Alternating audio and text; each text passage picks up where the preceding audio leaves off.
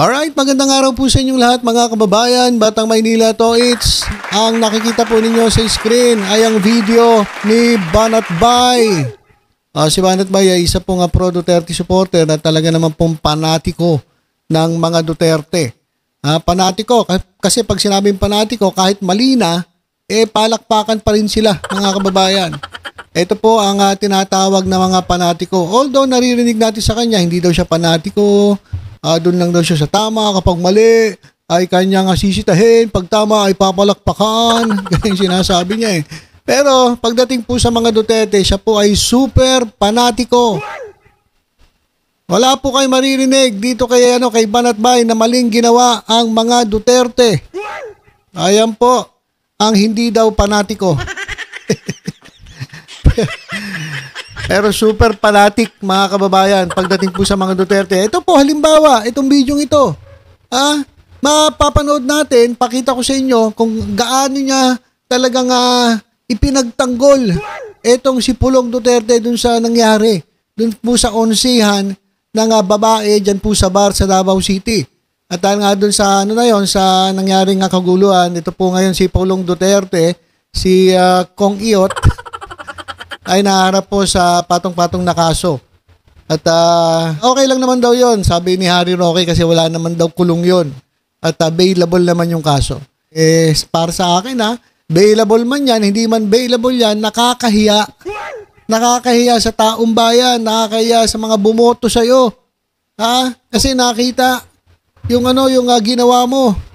At kitang-kita naman ang taong bayan kung ano talaga ang nangyari. Ito ngayon, mapapanood natin si Banat Bay na pilit na tinatama yung mali. Parang si Harry Roque nga to yung tama, ginagawa nilang mali, yung mali, pinipilit nila gawing tama. So panoorin natin mga kababayan itong video kasi dito sa video ay para bang itinataas niya si Pulong Duterte mga kababayan at napakalinis. Walang kasalanan ginawa si Pulong Duterte doon sa kwento na ito ni Banat Bay. Pakinggan natin si Banat Bay. Ito sa akin po ng isang kakilala na sabi nga niya nandun siya nung mga time na yon. Ang kwento daw sa akin yan, meron... Okay, so may nagkwento raw sa kanya. Yung nagkwento sa kanya, nandun daw sa pangyayari. Okay? Tapos? Daw inilalapit ng mga babae sa kanya at pinaupo. Siyempre... Okay. So tingnan nyo, iba na yung kwento ni Banat Bay. Iba yung kwento sa kanya, iba yung kwento nung bugaw na binugbog ni Paulo Duterte. Kasi yung kwento nung binugbog, nung bugaw, ay umorder etong si Pulong Duterte ng mga babae. Pero ito si Banat Bay, ang kwento daw sa kanya, na kinikwento niya ngayon, ay meron daw inoffer na mga babae. So magkaiba po yun Iba po yung in-order at iba po yung inalok.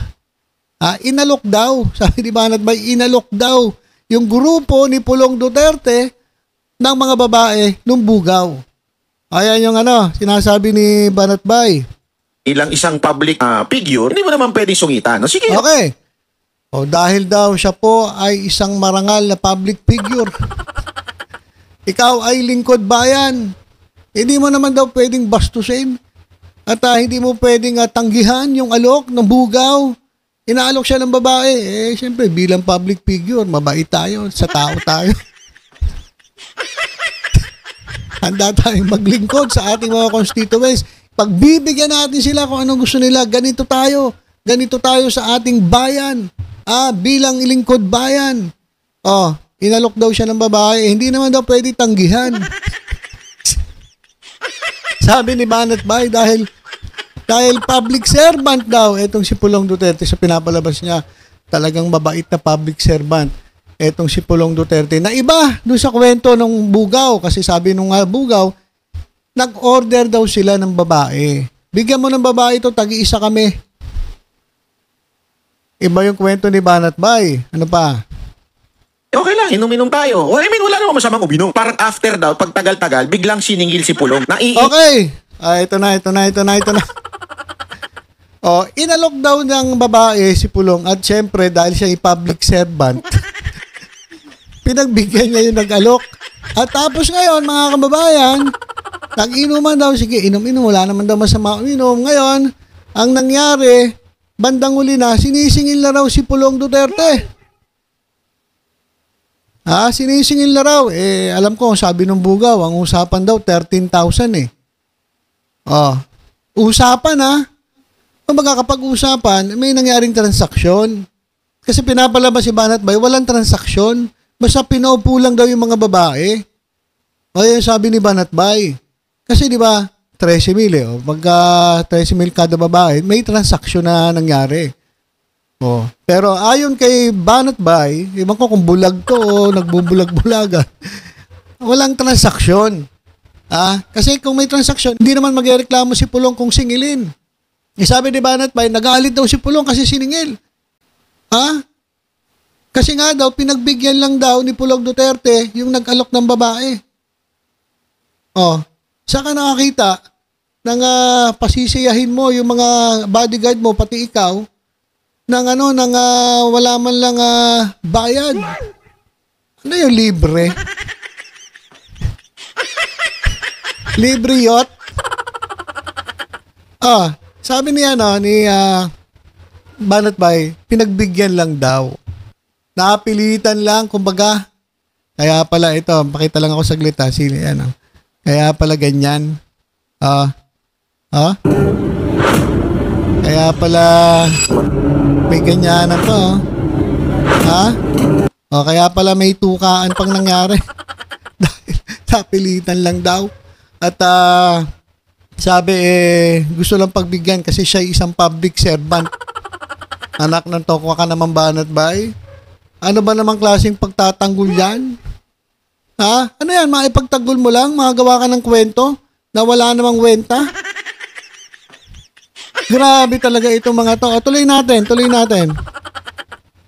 Parang something like that. Parang pinilit na, hindi, mga PR yan, mga yan. Tapos, pinainom mo yan, so singiling kita, gano'n. Noong una, hindi daw pinapansin. Ang kwento sa akin, hindi daw pinapansin ni Pulong. Parang, sino ka ba? Akala ko, hindi, di ba? Parang may isip mo, may... So sinasabi niya, akala ko libre. Meron bang gano'n? Wala talaga si Banat Bay sa katokwiran nito. Mga fans lang yan, hindi naman fans, parang mga... Mga fans daw ni Pulong yung nandoon, mga... Uy, si Idol, Congressman, punta tayo. Uy, Congressman, kamusta ka naman dyan? Kamusta na po kayo? Kamusta na po kayo, Congressman? Mga fan niyo po kami dahil magaling po kayong maglingkod sa lingkod dito sa ating bansa tuloy. Dito sa ating lugar sa Davao. Idol po namin kayo. Kaya pala may tukaan na nangyari. Fan? Kung fan yan, tapos may ganyan, ano ibig sabihin niya? Sinamantala? Sinamantala ba yung fan? O hindi talaga hindi talaga fan. At yung katokwiran ni Banat Bay ay kalokohan lang. Kasi sabi kasi ni Banat Bay, fan daw. Mga fan nyo yan eh. Idol daw si Kong Pulong na mga babae na yan. So bakit mo kami sisingilin? Ayun ang sabi, nagalit daw ngayon si Pulong.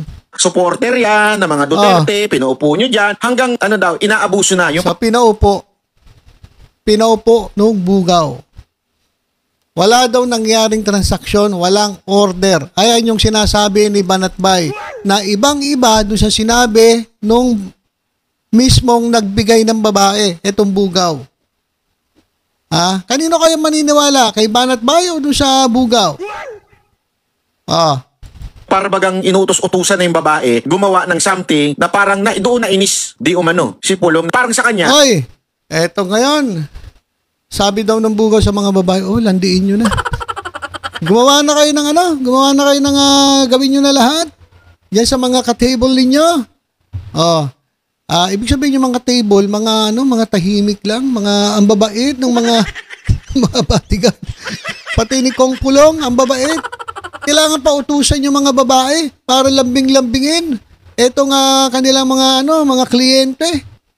Grabe naman. Totoo ba yan, Banat Bay? Ganun ba ang sila kababait? Na kailangan utusan pa yung babae na gumawa ng Kasi ibig sabihin nung gumawa ng kakaiba, landiin na.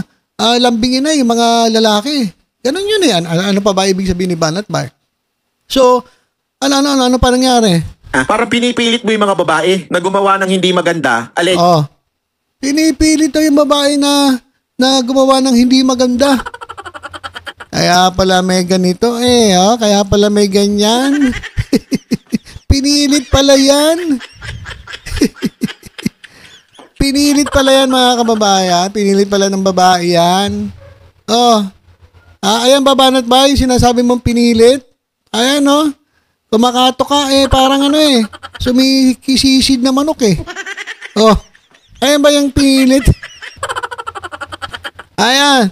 Pinilit daw mga kababayan, sabi ni Banat Bay. Tapos? Jet po yun So doon nainis daw si Pulong na parang... doon nainis daw si Pulong. Bakit daw?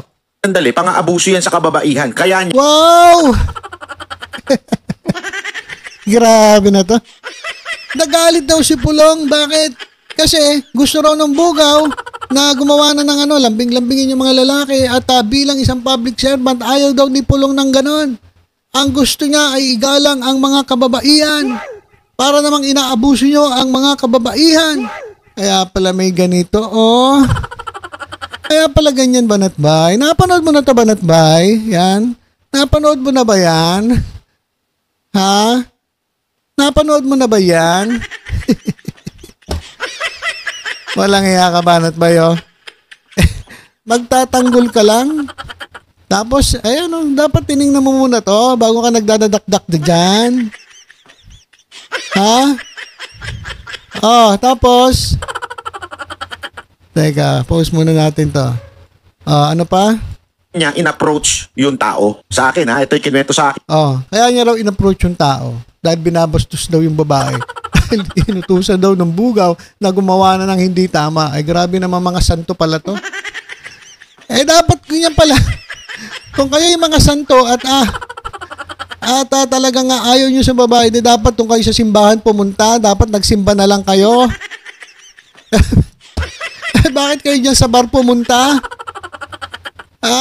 Ayun naman pala. Ayaw niya pala na lalambingin kayo ng babae. At pinalalabas nyo, kasalanan pa ng mga babae, nilambing kayo. Kaya pala may ganito, Tignan nyo, kasalanan pa pala ng babae. Sino ba ang pumupupug?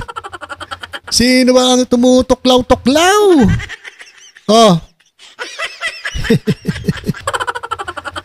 Alang iya ka, Banat Bay, Ano na naman ang katukwiran yan? Ito po ang isang panatiko na kahit mali na pinipilit nila gawing tama. Binabaluktot nila ang mali para gawing tama. At pinalalabas na kabaliktaran ang nangyari base dun sa statement ng bugaw. Na kitang-kita naman mga kababayan, may resibo pong CCTV na hindi po dininay ni Paulo Duterte. Ang sabi po ni Paulo Duterte, matagal na pong nangyari yan. So, ibig sabihin, inamin po niya na totoo yung video. Medyo medyo matagal na. Pero, totoo. Di ba? Kasi kung hindi totoo yan, una pa lang, sinabi niya, hindi po totoo yan. Fake po yan, video na yan. Pero sabi niya, matagal na pong nangyari yan. At hinamon niya pa yung mga dabawenyo, kaya, napanood nyo na yung video, nasa sa inyo po yan. Kung boto nyo ako o hindi na. So, Banat Bay, grabe namang pagtatanggol yan. Sobrang namang kapanatiko mo na talagang yung mali gusto mong gawing tama. Yan po ang DDS. Sige nga guys, mag-comment kayo. Ano masasabi nyo tungkol dito kay Banat Bay na pinagtanggol pa rin si Kong Iyot? Kahit, kitang-kita naman yung ginawa at pinalabas pa na santo. Eto si Kong at yung kanyang mga bodyguard. Biruin nyo yan. Kailangang utusan pa yung mga babae. Kaya pala mayroong ganitong nangyari. Kaya pala may tukaan. Torid-torid na tukaan. Napilitan pala yun. Okay, so yun lang po mga kababayan. Tutok-tutok lang po dito sa Batang Maynila. Toyd sa iba pang updates. Ingat po tayong lahat. God bless po.